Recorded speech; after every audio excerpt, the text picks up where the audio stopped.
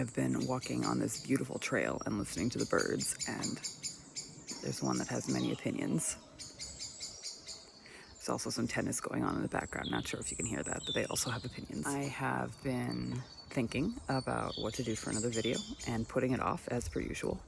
And the irony in this is that today I want to talk about initiation paralysis. Bet you thought that I was going to say I wanted to talk about procrastination. Haha, you have been fooled. So initiation paralysis, for those of you who don't know or are new to the concept, describes the inability to get started on something and sometimes the difficulty in switching between tasks. When I finally figured out that I was neurospicy, it made a lot of sense because initiation paralysis is something that I struggle with a lot. And for me specifically, it usually shows up when I'm trying to do something new. So as I'm here trying to be brave and put myself out on social media, this is something new. It's very uncomfortable. I don't like it. Still, I think it's important to talk about because before I knew what it was, I couldn't understand why it was so difficult for me to start certain things. And the one time that really comes to my mind is when I was at work and had an amazing opportunity to create a 2-day in-person leadership training for high potential employees. I had carte blanche for this project. I was able to do whatever I wanted. It was on me. And that was pretty exciting because I'm a training designer and you don't often get that opportunity. So you can imagine my surprise and / frustration when it took me, and I mean at least more than a month, to get started on this project. Even though I really wanted to do it, I got overwhelmed because I did not know how to start. Which again, also ridiculous because I know how to design training, but my brain was like, this is new. You're doing something new. We've never done this before in this context. Let's be clear. And so, yeah, I was paralyzed for more than a month. So how did I get unstuck?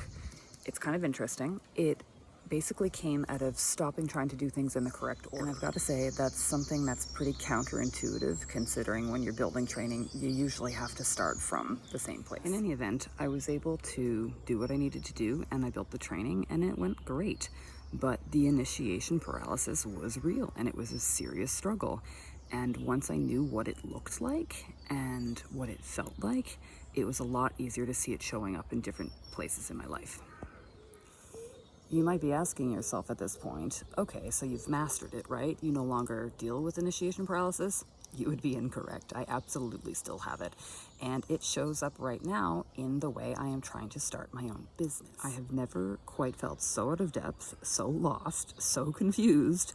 And it's interesting again because, I can research like anybody else. I can know the steps that I should take, but it is not easy to get myself started. I want to put this message out for anybody who's dealing with somebody in their life who has initiation paralysis. It's really important to know that it's not because of a lack of motivation. I very much want to do the thing that I need to do. It's like my brain won't actually let me. And when you look at this from a neuroscience perspective, it also makes sense because change or something new is interpreted by the brain as a danger. And if danger is present, then the nervous system kicks in and we've got our typical fight, flight, freeze, or flee response happening, which can paralyze us. So it makes sense in a way. It's just really frustrating when you've got places you want to be and things you want to do. How am I overcoming my initiation paralysis in this moment? Well, it is like having a conversation with a toddler. I have to continuously remind myself that I'm safe, that it's okay if things aren't perfect, that it's going to be a bit of a mess, that I'm figuring it out, I'm building something new, and it's going to be a lot of figuring it out as I go, and that's totally okay. Effectively, what I'm doing by having this conversation with myself is calming my nervous system. I'm telling my brain, hey, it's okay. I know you're trying to keep me safe, but there's no tiger here. I'm not about to be eaten. I am safe. I got this. Fun fact to close out the video. Initiation paralysis is quite common in people with ADHD, and people with ADHD are 300% more likely to start their own business. So that tracks. Anyway, hope you have a great day. Talk to you soon.